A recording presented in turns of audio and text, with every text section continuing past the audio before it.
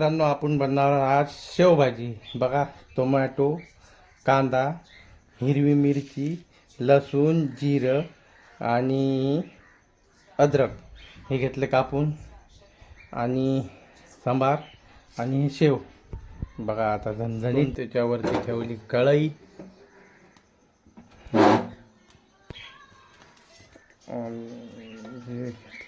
तेल.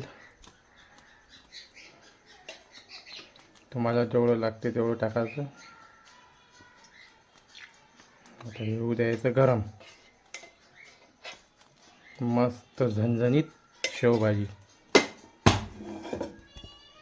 मोहरी तुम्हाला टाकायचं असेल टाकायचं, आणि मीठ अर्धा चम्मच, मसाला तिखट 1 चम्मच, हळद थोडीशी.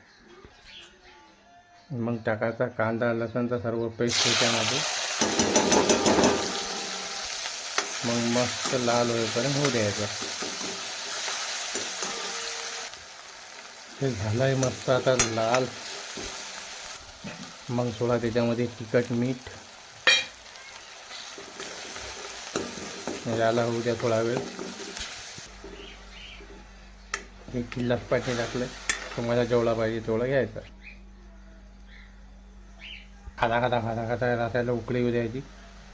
शेव तुम्हाला रस्यामध्ये टाकायचे असेल तर रस्यामध्ये सोडा, नाही तर नंतर टाकत असेल तर नंतर. दोनपैकी कसं आहे.